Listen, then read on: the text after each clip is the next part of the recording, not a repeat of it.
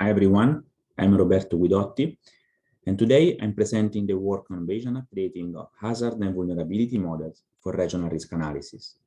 Before I start, I would like to thank Francesco Cavalieri, Paolo Gardoni, and Paolo Franchin. Without their help, this work wouldn't be possible. Modeling of interdependent systems in engineering often requires the use of a number of models at different levels. Typically, these models are called in sequence, and their parameters are often estimated independently.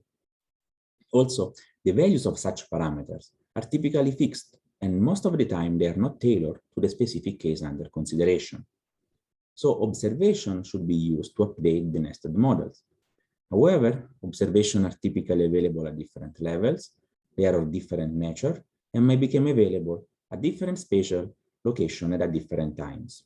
In our work, we propose a probabilistic formulation that captures the dependencies, interdependencies among different modeling levels and incorporates information from spatiotemporally distributed heterogeneous data.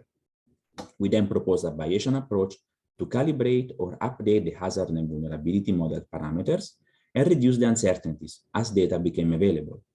We finally suggest a criterion based on the minimization of the uncertainty in the quantities of interest for the prioritization of data collection. So, in general, a regional risk analysis should include several models.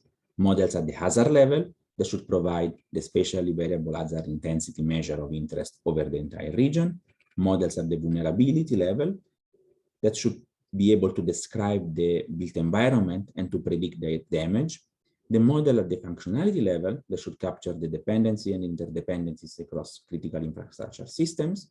And finally, models at the societal level that should capture the consequences of disrupting events on the community.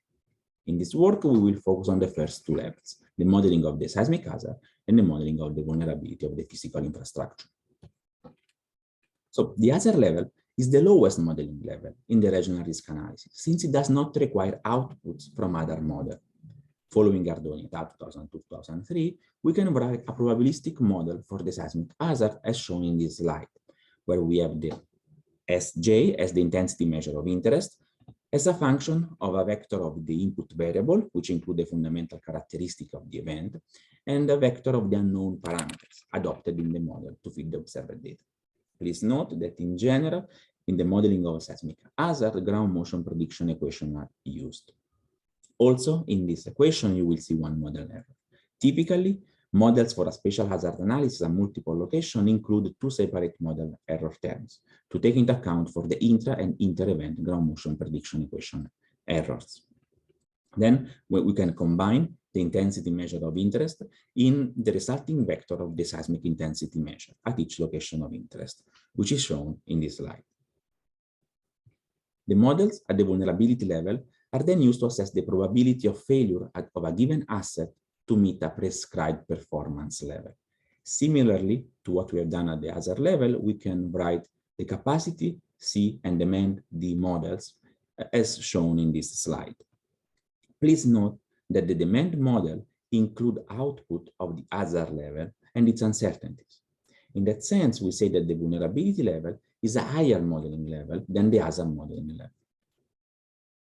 When the model of the capacity and demand are built, we can define physics-based fragility function by introducing a limit state function G, as shown in this slide.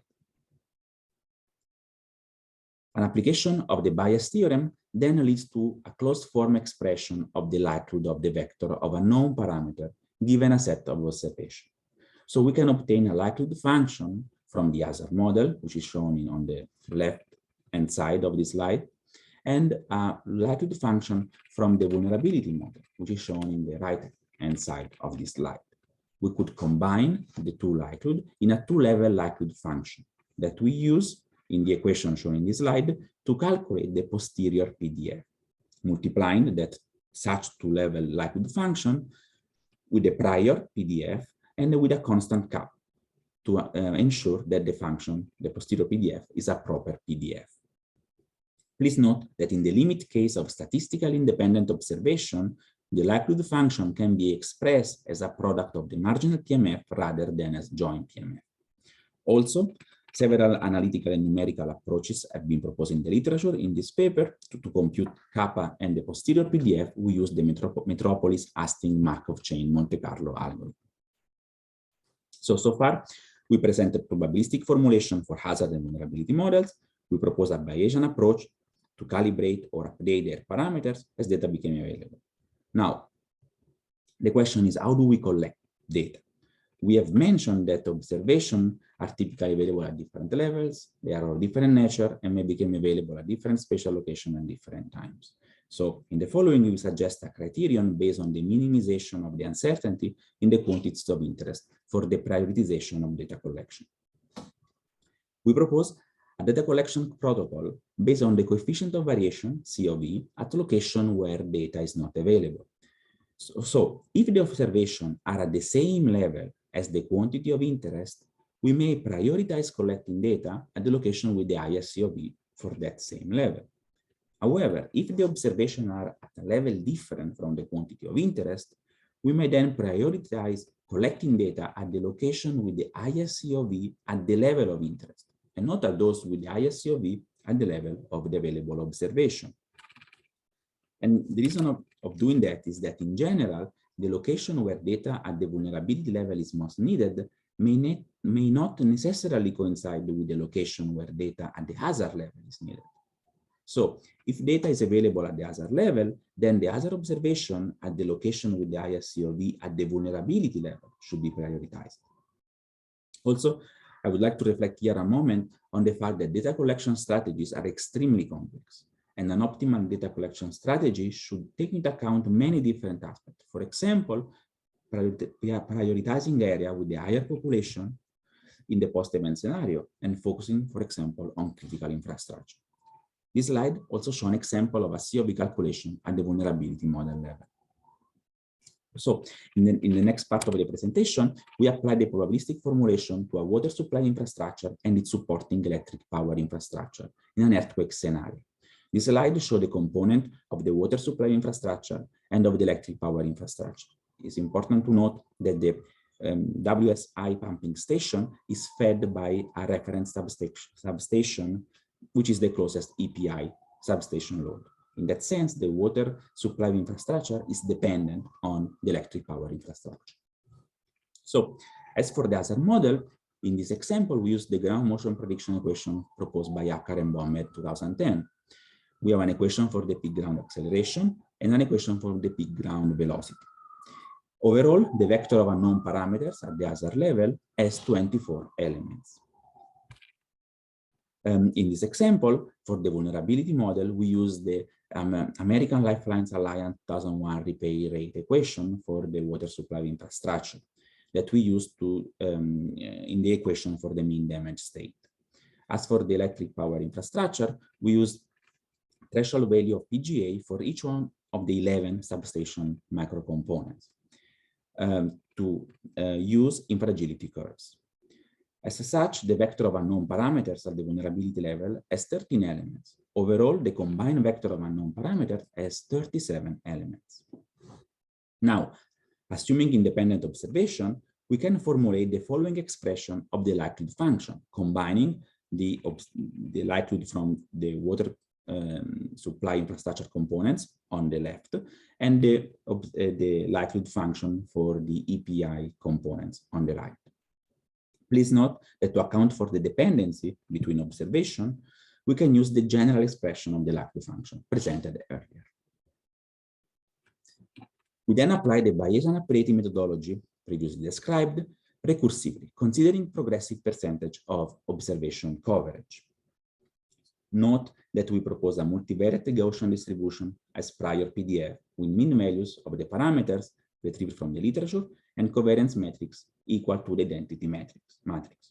We refer to the paper for more detail. For each percentage of observation coverage, we compute via Monte Carlo simulation the mean and standard deviation of damage metric and flow quantities for the two networks. Every new piece of information is then used to update the model parameters. In this slide, results are presented in terms of variation of mean and standard deviation of a few parameters with the percentage of data coverage. So it is possible to observe a convergence of the mean and a progressive reduction of the confidence interval. In the next slide, results are presented looking at the spatial variability of the COV of the damage in terms of the damage area of the water supply infrastructure components. Now, when we look at a selection strategy based on the COV, the right green path, we could observe that the reduction of the uncertainty is faster when compared to the option 1, which is the yellow path on the left, that is based on a random selection of damage observation. So it is possible to note a trend in the observation selection, with the southern part of the city affected by higher uncertainty and hence observed first. Also, it is possible to observe that some areas show an increase in COV of damage when increasing the data coverage. This is possible since being sampled at each step, the distribution of damage state in the unobserved portion of the two networks changes, leading in certain areas to COV values that may possibly higher than in the previous step. In conclusion, in this work, we propose a multi-level model parameters estimation via Bayesian updating that allow us to perform statistical inference on the parameter of multi-level models. We applied the proposed formulation to a realistic example of a water supply infrastructure and a supporting electric power infrastructure in an earthquake-prone region.